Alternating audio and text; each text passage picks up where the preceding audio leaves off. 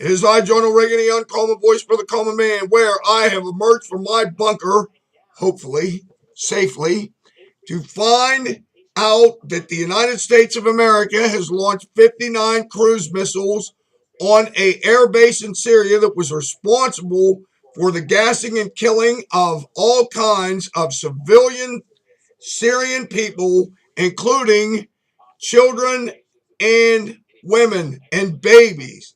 President Trump has decided that enough is enough and he has taken military action. And all I can say is it is about damn time. That's right. For 8 years, I sat here and bitched about every terrorist attack as to when something was going to be done about it.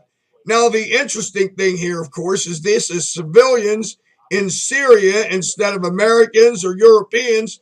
But, sometimes it takes something like this to get the world in motion.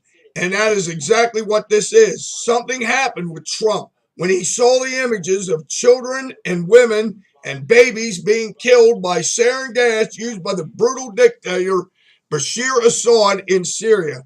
We've had trouble with this guy before, and we're headed down the road for trouble with him again. But the murder of innocent civilians with chemical weapons that is totally a violation of every international law on the books was enough for Trump. Now, I know Trump said we didn't want to get involved in Syria, but when you see, and you figure this out for yourself, when you see the images of women, children, and babies being killed by this gas, he had to take action, and takes action he did. Now, this was absolutely the right thing to do for a myriad of reasons. Now, of course, we're listening to the talking heads on all these cable news networks, and they say, well, it sends a message to Pyongyang or North Korea. It sends a message to Tehran. It sends a message to Israel. It sends a message to Russia and China. It sends a message to everybody on the face of the planet except who I am going to mention. And that would be our NATO alliance. We haven't heard from our NATO alliance. Of course, now they're just rousting up in their slumbers. But of course, we're talking about Europe, the land of fruits and nuts over there, where they probably don't get out of bed till 1 o'clock in the afternoon. But what are they going to do when they wake up and find out that we have launched 59 cruise missiles at a base in Syria that was the base that actually launched the gas attacks on those poor civilians in Syria? Yes, I wonder what they'll think about this. Now, there's a message that's going to be sent, and it'll be very interesting to see what their reaction is. How are these world leaders in Europe going to react to us attacking military facilities in Syria? I don't know. Well, we know how France will react. France will probably, oh my God, no, you didn't. Please tell us you didn't.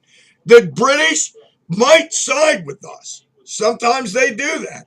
The Germans, oh my God, they are the ones that let all these peace-loving Muslims into their countries. They're probably quaking in their beer steins right now.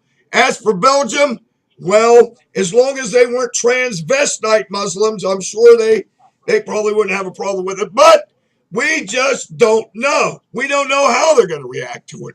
I know how I think they're going to react to it.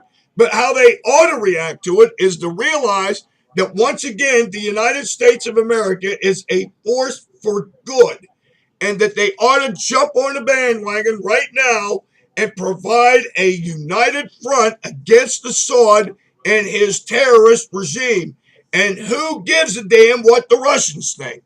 We have to provide a unified front and let the world know that we are not going to stand for this anymore. Now, it would have been nice to see something in the past 8 years with that peace-loving our fearless former president, that's right, Gaius Augustus Obomus Maximus. It would have been nice after the San Bernardino attacks or the Orlando attacks or the Boston Marathon attacks to see our planes in the air attacking targets in the Middle East after we had our civilians killed. But that was then. This is now. Obviously, Trump is not going to stand by and allow these horrific attacks to go by unrepentant. And that's exactly what he did tonight. And that was a damn good thing. So, what happens next will be very interesting to see, especially with our NATO allies, who I just said probably are mortified with the fact that they may have to side with Trump and go after this guy once and for all. But once again, we may find ourselves out on a limb by ourselves.